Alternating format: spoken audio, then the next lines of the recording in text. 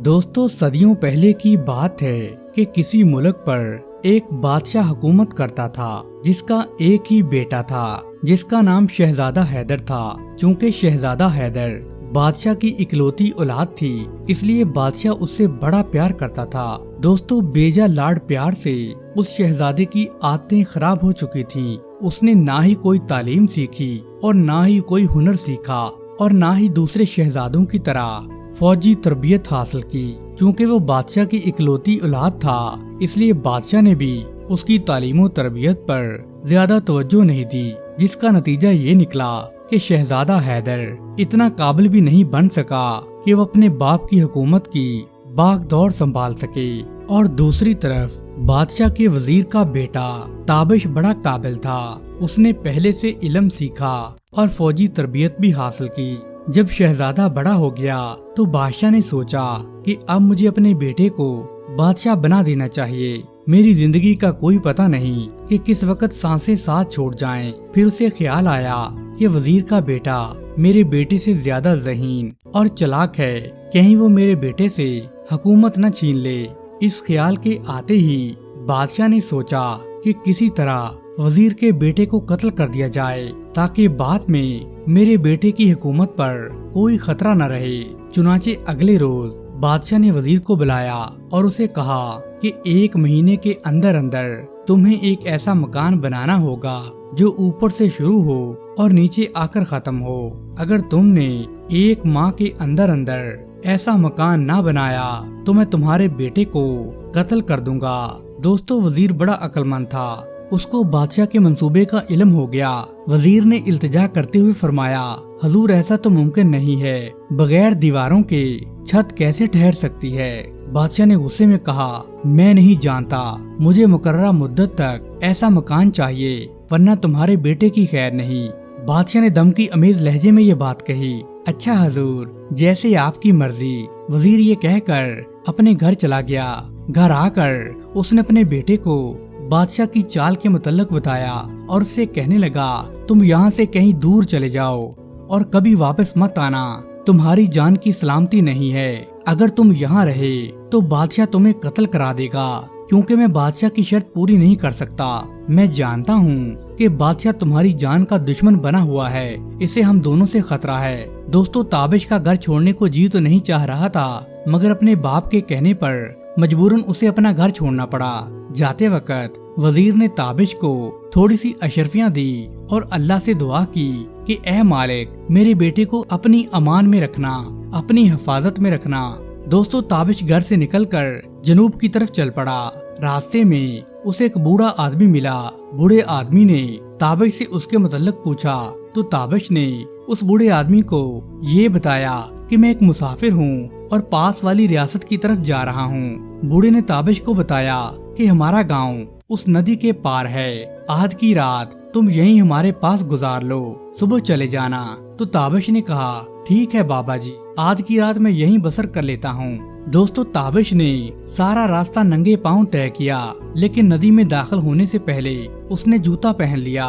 बूढ़े को ताबिश की ये हरकत बड़ी अजीबोगरीब लगी कि तमाम सफर तो इस नौजवान ने अपना जूता उतारे रखा और नंगे पांव ही चलता रहा, लेकिन जैसे ही नदी शुरू हुई तो उसने जूता पहन लिया। वो ताबिश की इस हरकत पर हैरान जरूर था, लेकिन उसने ताबिश से इसके मुतल्लिक कुछ नहीं पूछा। दोस्तों जब दोनों दूसरे किनारे पर पहुँचे तो उन्होंने थोड़ी देर आराम करने का फैसला किया। चुनाचे वो नदी के किनारे एक सायादार दरख्त के नीचे बैठ गए तो ताबिश ने अपनी छतरी खोलकर अपने ऊपर तान ली। बूढ़ा एक मर्तबा फिर हैरान हुआ और सोच रहा था कि ये नौजवान तो बेवकूफ मालूम होता है, हर काम ही उल्टा करता है। जब सफर के दौरान गर्मी थी तो तब उसने छतरी नहीं ली, जबकि अब हम एक सायादार दरख्त के नीचे बैठ गए हैं तो उसने अपने ऊपर छतरी ले ली है। इस मर्तबा भी बूढ़े ने ताबिश से कुछ नहीं पूछा और खामोश ही रहा। दोस्तों थोड़ी देर आराम करने के बाद उन्होंने दोबारा सफर शुरू किया।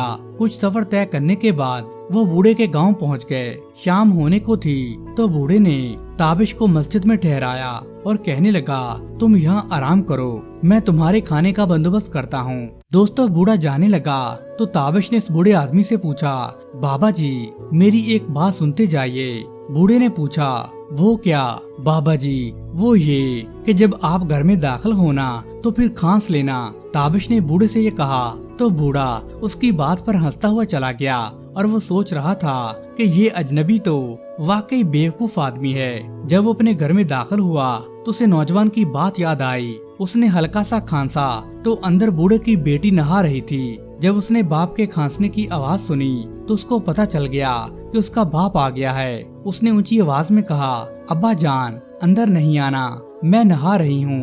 تھوڑی دیر کے بعد بشرا نے کپڑے پہن لیے۔ اس نے اپنے باپ کو اندر آنے کو کہا۔ جب بوڑھا اندر داخل ہو گیا تو بشرا نے پوچھا، ابا جان آج آپ کو گھر میں داخل ہونے سے پہلے یہ کھانسنے کا خیال کیسے آ گیا؟ تو بوڑھے نے تابش کے ساتھ سفر کی ساری واردات سنائی اور کہا کہ گھر میں داخل ہونے سے پہلے مجھے کھانسنے کا مشورہ اسی نوجوان نے دیا تھا۔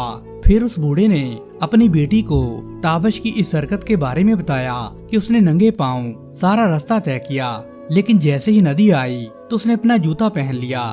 تو بوڑھے نے تابش کی ساری حرکتیں اپنی بیٹی کو سنائیں تو اس کی بیٹی کہنے لگی کہ اس نے ننگے پاؤں سفر اس لیے طے کیا کہ کہیں اس کا جوتا ٹوٹ نہ جائے، کیونکہ جس رستے سے آپ آئے ہیں وہ کافی خراب رستہ ہے۔ یہ بھی ہو سکتا ہے کہ ننگے پاؤں چلنے سے اسے کوئی تکلیف نہ ہوتی ہو، اور ندی میں داخل ہونے سے پہلے اس نے جوتے اس لیے پہن لیے کہ کہیں پتھروں وغیرہ سے اس کے پاؤں زخمی نہ ہو جائیں، چونکہ اس نے ساتھ والی ریاست میں جانا تھا اور اس کا سفر ابھی کافی لمبا رہتا تھا، اسے وہاں جلدی پہنچنا تھا، اس لیے وہ یہ نہیں چاہتا ہوگا کہ پاؤں زخمی ہونے کی وجہ سے اس کے سفر میں رکاوٹ پڑے اور وہ جلدی نہ پہنچ سکے، اور اس نے سارا رستہ گرمی کے باوجود چھتری استعمال نہیں کی۔ آپ کی باتوں سے ظاہر ہوتا ہے کہ وہ کافی ذہین نوجوان ہے۔ وہ اتنی گرمی بخوبی برداشت کر لیتا ہے، اور درخت کے نیچے اس نے چھتری اس لیے کھول لی کہیں جانوروں کی بیٹھوں سے اس کے کپڑے نہ خراب ہو جائیں۔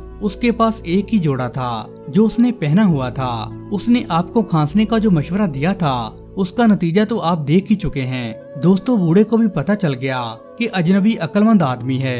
اس نے اپنی بیٹی بشرا سے کہا، اب اس مہمان کے لیے بہترین سا کھانا پکاؤ۔ دوستو بشرا نے کھانے میں مرغ پکایا۔ جب کھانا تیار ہو گیا اس نے اپنی ملازمہ کو 4 روٹیاں، مرغ کی بھنی ہوئی بوٹیاں، ایک جگہ دودھ کا گلاس، یہ سب دے کر کھانا مسجد میں اس اجنبی مہمان کو بھجوا دیا، اور بشرا نے اپنی اس ملازمہ کے ہاتھ تابش کو ایک پیغام بھی بھجوایا۔ وہ پیغام یہ تھا کہ چاند کی 14ویں رات ہے اور آسمان پر بڑے ستارے ہیں اور باغ 4 ہیں۔ وہ اس پیغام سے ملازمہ کی ایمانداری اور تابش کی عقل مندی کا امتحان لینا چاہتی تھی۔ ملازمہ کھانا لے کر مسجد کی طرف چل پڑی۔ رستے میں اس کا گھر پڑتا تھا۔ تازہ کھانا اور مرغ کی بوٹیاں دیکھ کر ملازمہ کے دل میں لالچ آ گیا۔ اس نے 2 روٹیاں، آدھی بوٹیاں اور آدھا دودھ کا گلاس اپنے گھر پر رکھ دیا اور باقی اٹھا کر اس مہمان تابش کو دے آئی، اور ساتھ ہی اس نے بشرا کا یہ پیغام بھی سنایا کہ چاند کی 14ویں رات ہے، آسمان پر بڑے ستارے ہیں اور 4 باغ ہیں۔ دوستو تابش نے جب کھانا کھا لیا تو اس نے برتن واپس کرتے ہوئے ملازمہ کو یہ پیغام دیا کہ چاند کی 7ویں رات آسمان پر آدھے ستارے اور باغ 2 ہیں۔ ملازمہ نے گھر آ کر تابش کا پیغام سنایا تو بشرا نے غصے سے ملازمہ کی طرف دیکھتے ہوئے پوچھا، بتاؤ 2 روٹیاں، آدھی بوٹیاں اور آدھا دودھ کہاں گیا؟ ملازمہ نے جب یہ سنا تو اس کا تو رنگ ہی اڑ گیا۔ وہ سمجھ گئی کہ اس کی چوری پکڑی گئی ہے، لیکن وہ بڑی حیران تھی کہ اس کو کیسے پتا چلا کہ مہمان کو آدھا کھانا پہنچا ہے۔ پہلے تو نکرانی نہیں مانی، مگر جب بشرا نے اسے سختی سے پوچھا تو وہ فوراً مان گئی اور بتانے لگی کہ وہ آدھا کھانا اپنے گھر لے گئی تھی۔ تو بشرا نے اسے خوب ڈانٹ پلائی اور اس کو گھر سے نکل جانے کا حکم دیا۔ تو ملازمہ نے کہا، ٹھیک ہے میں چلی جاتی ہوں، مگر یہ تو بتائیں آپ کو میری چوری کے بارے میں کیسے پتا چلا؟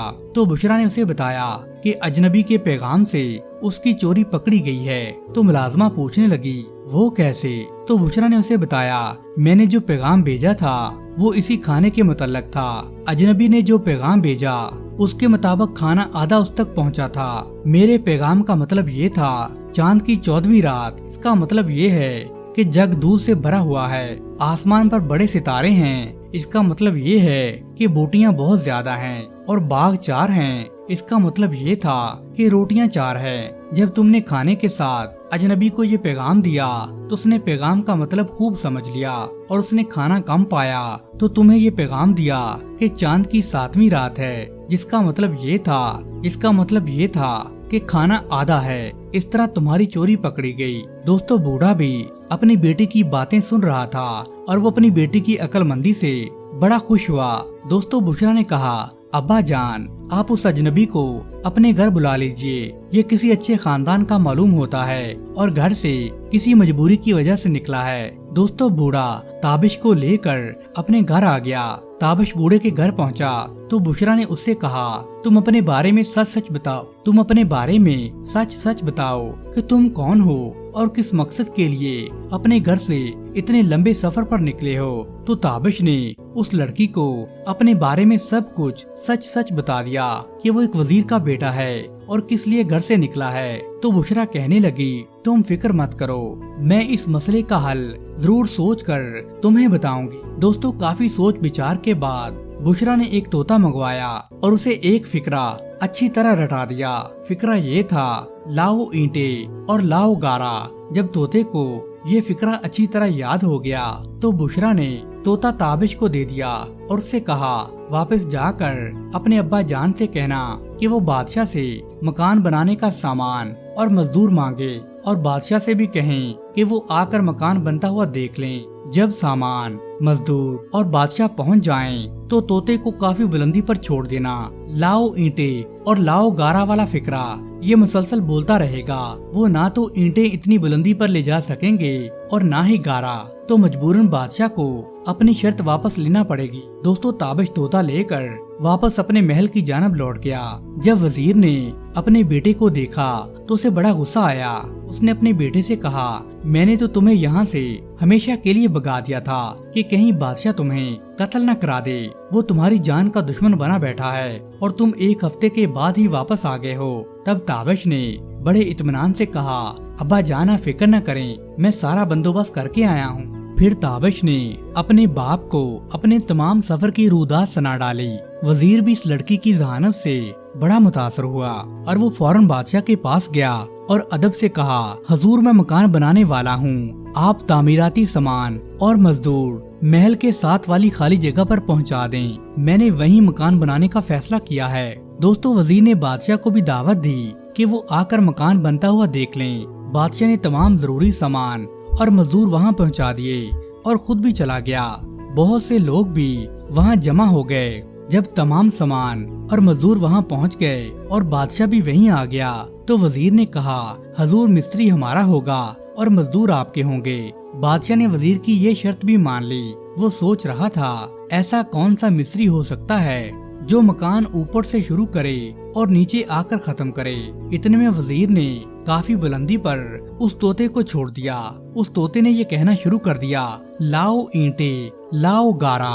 वजीर बादशाह के पास आया और कहने लगा, बादशाह सलामत, ये हमारा मिस्त्री है, इसको गारा और ईंटें ऊपर पहुंचा दें। अपने मजदूरों से कहें कि ये ईंटें और गारा ऊपर दें। अगर इसने मकान बनाना शुरू ना किया तो आप इतराज कर सकते हैं। दोस्तों बादशाह ने मजदूरों को हुक्म सुनाया कि वो तोते को ईंटें और गारा पहुंचाएं, मगर वो इतनी बुलंदी पर ईंटें और गारा कैसे पहुंचा सकते थे।